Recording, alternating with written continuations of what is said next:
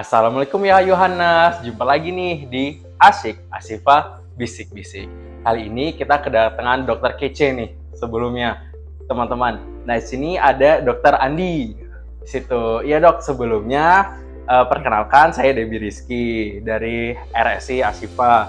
Dan untuk dokter nih yang belum viewers kita yang belum kenal dokter, mohon diperkenalkan dirinya dok. Assalamualaikum warahmatullahi wabarakatuh. Perkenalkan, saya Dr. Andi Siswandi, spesialis bedah di Rumah Sakit Islam Asyifa. Ya, saya tinggal di Bandar Lampung, ya, di Jalan Danau Toba. Saya masuk Bandar Lampung itu tahun 2011. Mulainya langsung di mana tuh dok? Maksudnya saya awalnya langsung jadi dokter spesialis bedah atau masih ya umum dulu? Ya, saya pendidikan di Unpad Bandung, ya. Pendidikan bedah di Bandung, kemudian selesai tahun 2010 dari sana. Kalau di Asyifa tuh dari kapan dok? Saya kemudian di Rumah Sakit Asyifa tahun 2017. 2017? Nah, 17? 17. Oh ya, 5 tahunan lah ya? Ya, 2017 bulan Oktober. 2017 bulan Oktober saya mulai bergabung di Rumah Sakit Islam Asyifa Bandar Jaya. Oke. Nah, itu tuh untuk introducing-nya Dokter Andi. Nah, udah kita kalau gitu langsung aja ya dok. Hari ini kita mau ngebahas yang namanya FAM. Mungkin pada masih asing ya untuk pendengar dan penonton kita nih dok. Ya. FAM itu apa sih dok? Ya, kita harus tahu ya bahwa FAM itu suatu gejala, bukan gejala, artinya suatu benjolan atau kita sebut tumor di payudara. Ya. Seperti kita ketahui, tumor terbagi dua. Yang pertama kalau FAM, sorry dok ya. Kalau FAM-nya itu apa dok? FAM itu kepanjangan dari fibroadenoma mamae. Mamae berarti ya tadi yang itu payudara, ya. Bahasa latinnya mamae itu payudara. Kemudian fibroadenoma itu kelenjar di payudara yang bersifat jinak. Jadi pembesaran pada kelenjar payudara adenoma di payudara itu FAM. Ya. Jadi FAM itu terdiagnosis setelah kita lakukan pemeriksaan patologi anatomi. Ya, misalkan contoh, ada seorang wanita umur 15 sampai 35 tahunan ya. Jadi FAM itu menyerang ya atau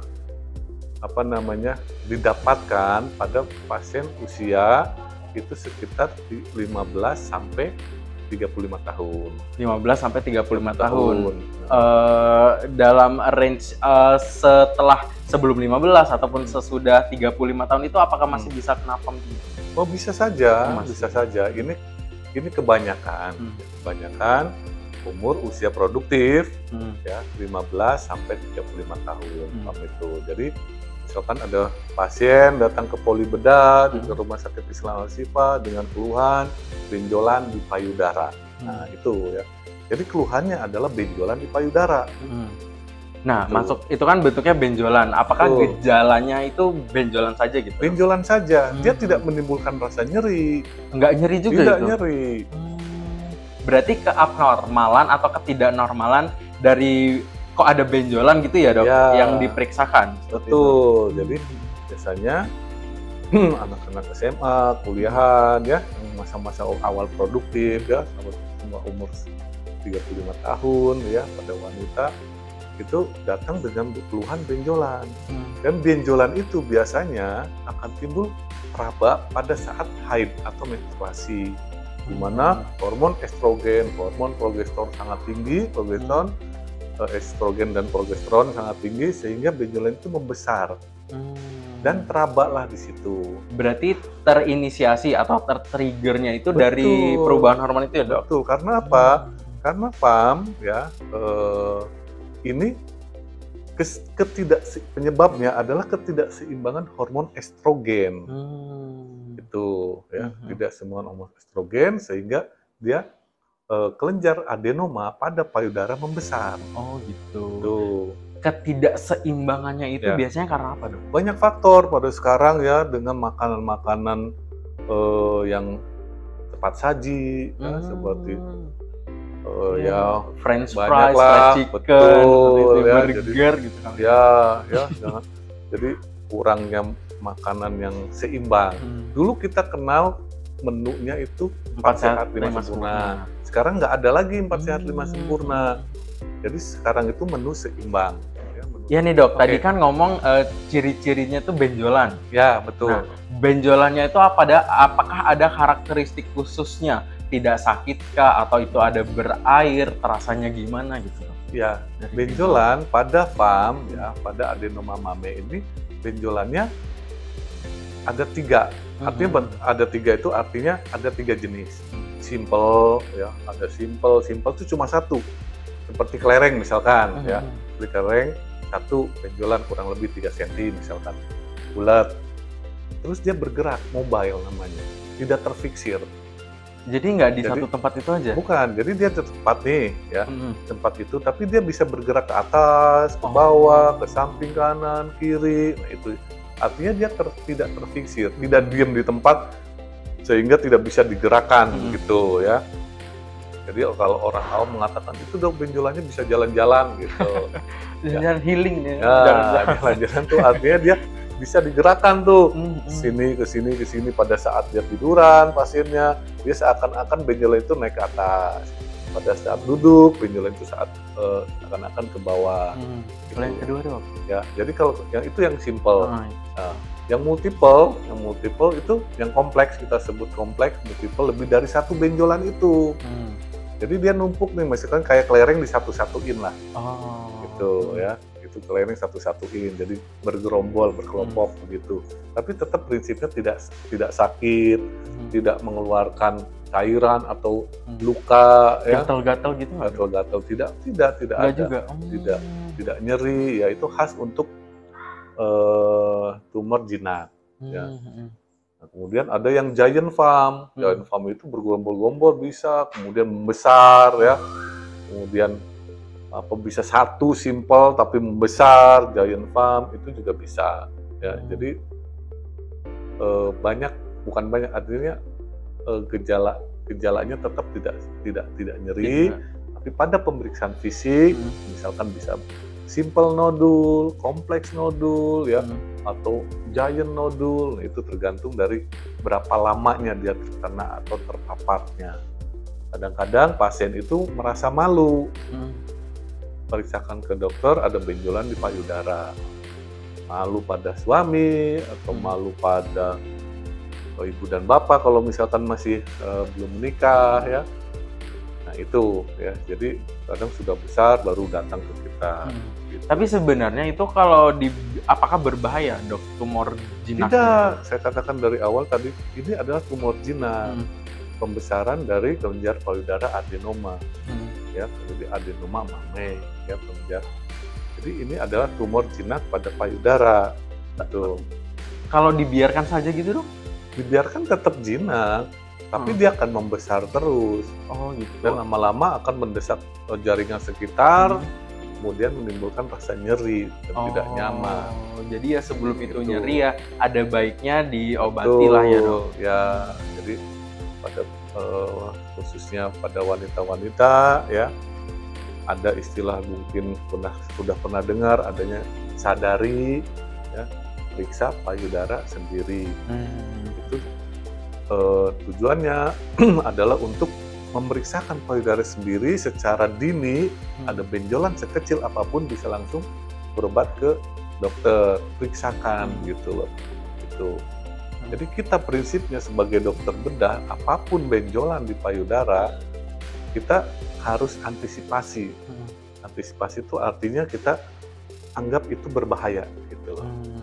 Anggap itu berbahaya. Jadi pasien tetap mengatakan ini kemungkinan jinak, tapi tidak menutup kemungkinan ini adalah ganas, gitu. Apalagi sekarang sulit lagi diprediksi. Pada usia muda juga ada yang mengalami bahwa itu kita sangka adalah jinak, ternyata setelah kita periksa, setelah kita operasi dan kirim ke laboratorium, ke patologi anatomi, ternyata adalah hasilnya ganas.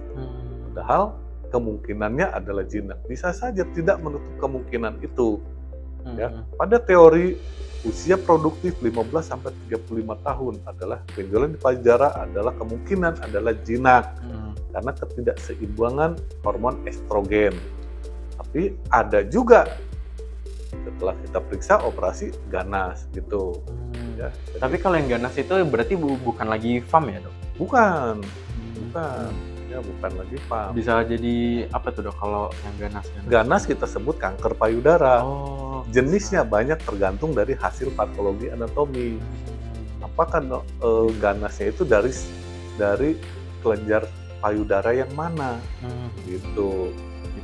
Nah, tadi juga ada bahasan kan ini mamae gitu ya, payudara. Ya. Kan kita juga tahu sih, walaupun pria itu walaupun payudara identiknya dengan perempuan, pria kan juga punya sih ya, Dok, payudara. Nah, si pria ini bisa kena FAM juga ya, Dok? Bisa, ya. Jadi bukan FAM namanya, ya, bukan FAM. Jadi ginekomastia. Oh, beda nama, tapi sama itu dari ciri-ciri gejalanya. Gejalanya sama, ya, ada benjolan di payudara, ya. Kok nambah membesar payudaranya nih, gitulah. Entah kiri, entah kanan, entah dua-duanya bisa terjadi. Kok nambah besar payudaranya, biasanya tidak simetris. Itu berarti dari ukuran payudaranya, Dok? Atau ada benjolan? Oh, benjolan tetap. Benjolan, jadi ukuran membesar itu karena ada benjolan yang menekan itu. Kalau payudara laki-laki kan kelihatan benjolan sedikit aja kan kelihatan. Ya, namanya ginekomastia. Ginekomastia. Nggak ada singkatannya itu? Nggak ada, ya. Karena bukan FAM, bukan. Ya. Kita FAM itu pada wanita, ya, pada kelenjar payudara adenoma pada wanita. Nah, kelenjar payudara pada laki-laki nggak ada. Makanya namanya bukan FAM, tapi ginekomastia. Ya, bisa membesar, bisa ada yang ganas, bisa.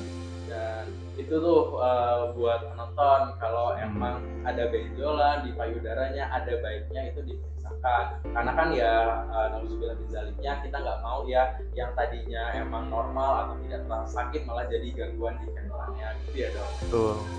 Dok, dari semua case FAM yang pernah dokter tangani nih, yang paling parah dan paling berbahayanya itu seperti apa? Ya, kalau parah ya artinya dia giant FAM, besar sekali, bisa 20 cm, bisa 30 cm.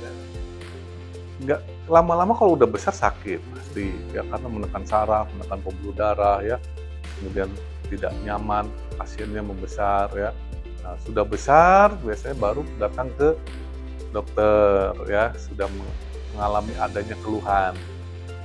Pasien-pasien kita, khususnya Indonesia nih, orang Indonesia, kalau belum ada keluhan, itu nggak akan datang ke dokter.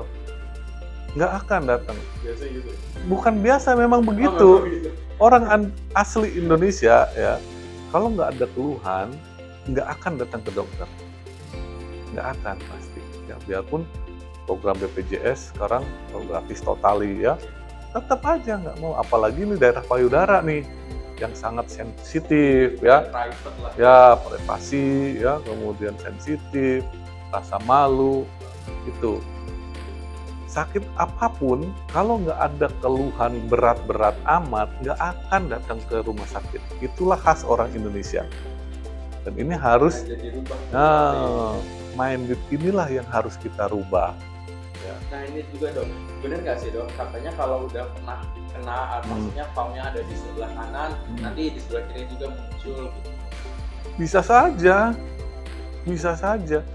Misalkan payudara sebelah kanan udah kena operasi, kemudian beberapa bulan yang kiri ada, itu bisa saja. Bisa ya? Di satu sisi, maksudnya di payudara yang sama pun bisa saja. Jadi meskipun udah dioperasi ya bisa jadi bisa karena disebabkan ketidakstabilan hormon estrogen itu. Berarti emang solusinya ya harus menjaga. Ya, artinya menjaga itu artinya ya hidup sehat, ya olahraga, ya jangan malas gerak, kemudian makanan yang seimbang, ya itu ya. Kemudian ya memang ada faktor turunan juga tapi memang eh, tidak dominan, ya, tapi adalah faktor genetik dari kedua orang tua atau apanya pasti ada yang diturunkan. Tapi memang itu tidak dominan, artinya bisa dicegah dengan ya hidup sehat. Artinya hidup sehat tuh semuanya bisa bisa terhindari. Jadi kalau itu tadi dibilang faktor keturunan, ya berarti ada kemungkinan Ada kemungkinan. bisa dicegah kan? Oh tidak, itu sih kan karena yang kita sebut sudah turunan, artinya dia pembawa carrier dari kedua orang, dari ibu misalkan atau dari neneknya, itu bisa sih.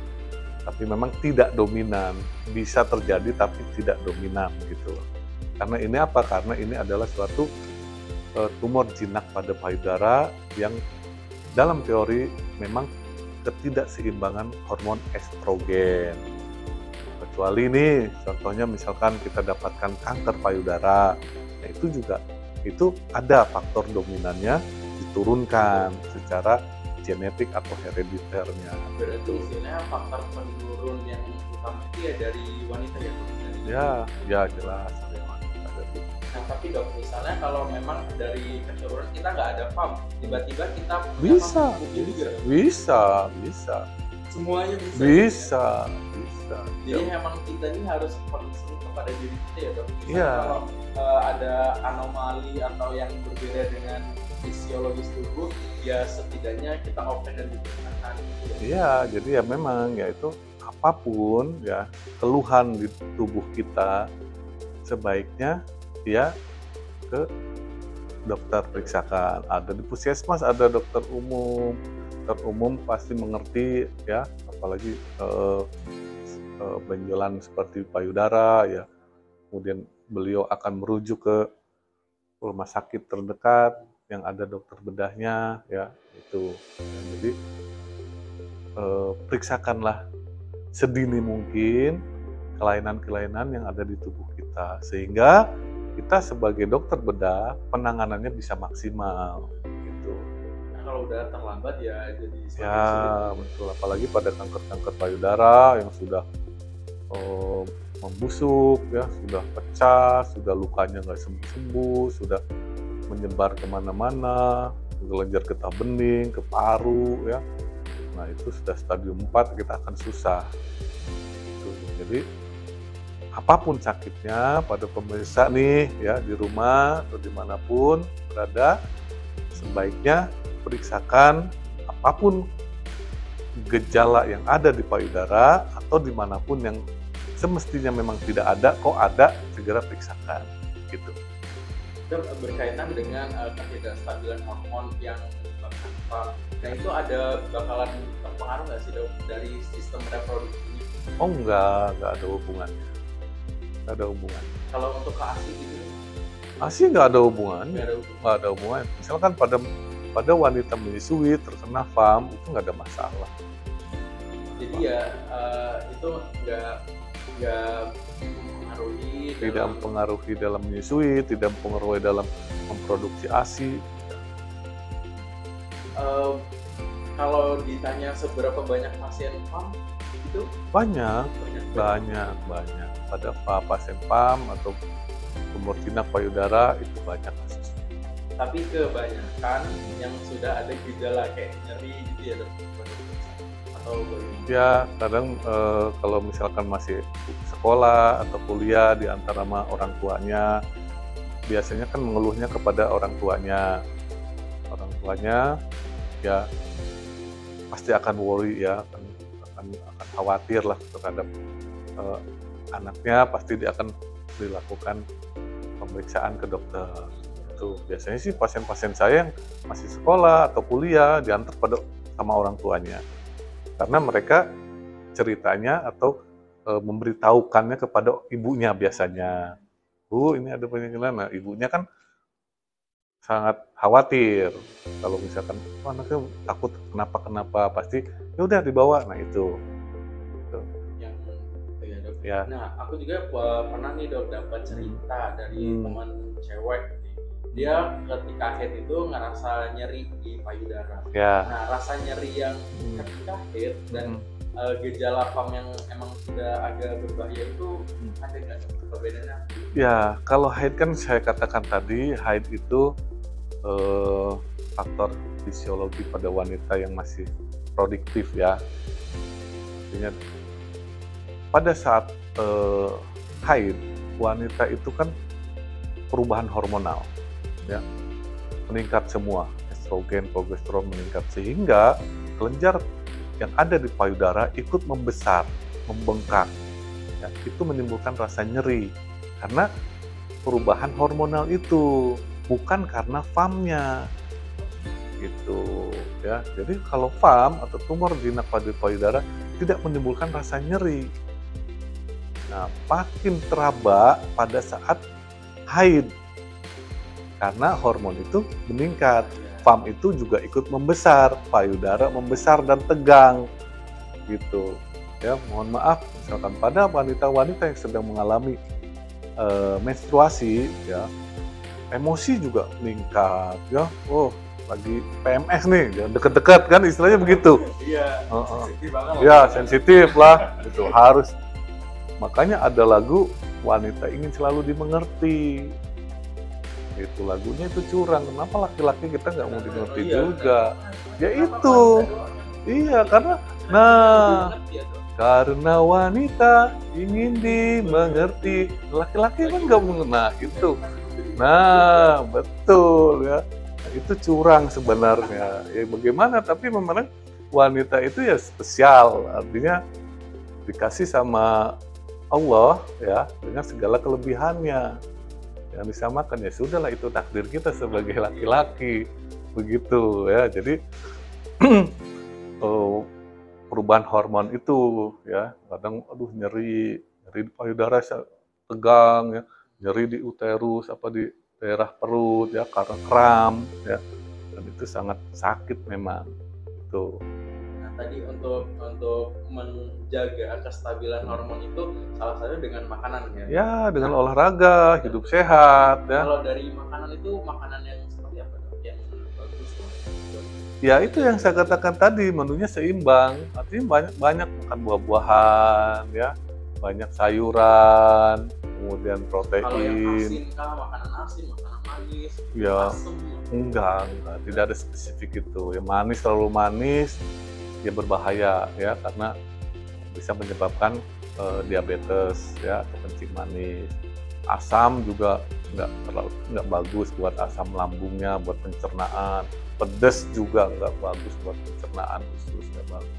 Jadi yang sedang-sedang saja ya, bagi orang-orang yang suka mengkonsumsi pedas, cabai yang begitu levelnya high level, itu saya sarankan sih itu nggak baik juga buat pencernaan, berbahaya, sangat berbahaya ya. Jadi yang sedang-sedang aja. Makanan yang terlalu asin juga menyebabkan hipertensi, gagal ginjal, yang berbahaya juga. Jadi lebih baik yang cukup dan gizi seimbang. Daging makannya seimbang, kemudian makan ikan seimbang, kemudian karbohidratnya, nasinya seimbang, ya, buah-buahan, ya itu. Jadi ya itu hidup sehat. Olahraga jangan lupa, karena menyeimbangkan hormonal efektif juga dengan melakukan olahraga yang teratur sesuai dengan kemampuan kita, ya. Nah nih dok, dokter punya cerita atau saran nggak sih dok, edukasi yang baik terkait PAM ini, karena kan di Indonesia yang tadi dokter sebelum juga, mereka kan masih malu, masih tabu gitu, karena itu di daerah private dan juga itu kan yang nggak perlu diumbar-umbar lah. Ya, ini pembelajaran buat kita semua ya, apalagi di daerah Lampung Tengah ini ya, yang masih banyak ketidakmengertian masyarakat ya. Tentu saja ini karena pendidikan yang tidak merata. Di kampung-kampung itu orang tua itu lebih percaya masih kepada orang pintar, tanda kutip ya. Kita sebagai dokter orang bodoh nih ya. Jadi orang pintar dulu Ya, Pinter dulu, iya. nanti kalau nggak berhasil ke dokter. Betul, karena banyak pasien saya di sini itu selama 1 tahun 2 tahun ke orang pintar dulu. Ditempel lah daun ini, ditempel daun itu, sehingga menyebabkan kerusakan kulit payudara. Betul, ya, jadi sangat berbahaya. Jadi tugasnya adalah semua lini nih, bukan saja dokter-dokter di rumah sakit, tapi di puskesmas, dinas kesehatannya, ya, kemudian melakukan penyuluhan kepada puskesmas pembantu, adakan penyuluhan bahwa jangan takut untuk memeriksakan kepada dokter, kepada puskesmas terdekat, ya, ada puskesmas pembantu, ada bidan, ada perawat, ya, untuk memeriksakan kelainannya itu. Misal contohnya kelainannya adalah benjolan di payudara, periksakan, jangan usah malu, ya, karena lebih cepat kita penanganan akan lebih baik, gitu, ya. Jadi misalkan ada benjolan, dia lebih nyaman nih curhatnya kepada ibu bidan, ya, boleh, nggak apa-apa. Ya, silakan, Bu bidan pasti akan memberikan jalan untuk periksakan ke dokter, ya, dokter puskesmas dulu atau minta rujukan dulu kalau BPJS, kemudian puskesmas akan memberikan rujukan ke rumah sakit terdekatnya, ke dokter bedah yang ada dokter bedahnya. Jadi saya sarankan kepada masyarakat nih, ya, khususnya wanita atau laki-laki pun, kalau ada benjolan di payudara, entah itu masih kecil, entah itu tidak menimbulkan rasa nyeri, ya, jangan sampai membesar dan menimbulkan rasa nyeri, periksalah cepat ke dokter terdekat. Di puskesmas boleh, kemudian puskesmas akan memberikan rujukan kepada rumah sakit yang ada dokter bedahnya. Penanganan dini, ya, akan memberikan hasil yang maksimal. Tuh. Maksimal dan terbaik. Betul, pasti. Jadi Dok, kalau emang penonton kita nih ada yang mau periksa di rumah sakit Islam Ashifa, ketemu dokter, konsultasi ataupun berobat, jadwal dokter kapan aja? Ya, saya Senin sampai Jumat di rumah sakit, praktek di rumah sakit Islam Ashifa Bandar Jaya, ya. Senin, Selasa, Rabu saya pagi, ya. Saya jam 10 sampai dengan selesai. Kemudian Kamis, Jumat itu siang jam 1 sampai dengan selesai, ya. Jadi nggak usah khawatir, nggak usah malu, ya, pada pasien-pasien, pada masyarakat yang ada benjolan di payudaranya. Nah, buat penonton nih, jadi udah kalau misalnya ada kelainan ataupun terasa benjolan gitu, langsung nih bisa nemuin Dr. Andi di Rumah Sakit Islam Ashifa. Nah Dok, terima kasih banyak nih Dok atas waktunya untuk di podcast kali ini. Semoga nanti kita ada podcast selanjutnya, pasti ditungguin nih sama Oke. Nah, itu tadi podcast kita dengan Dr. Andi. Terima kasih banyak nih Dok. Sama-sama. Ya. Dan stay tune selalu di podcast ini, dan jangan lupa untuk like, komen, dan subscribe di semua sosial media Rumah Sakit Islam Ashifa. Saya Dewi Rizky, akhir kata, dan Dr. Andi. Wassalamualaikum warahmatullahi wabarakatuh. Waalaikumsalam warahmatullahi wabarakatuh.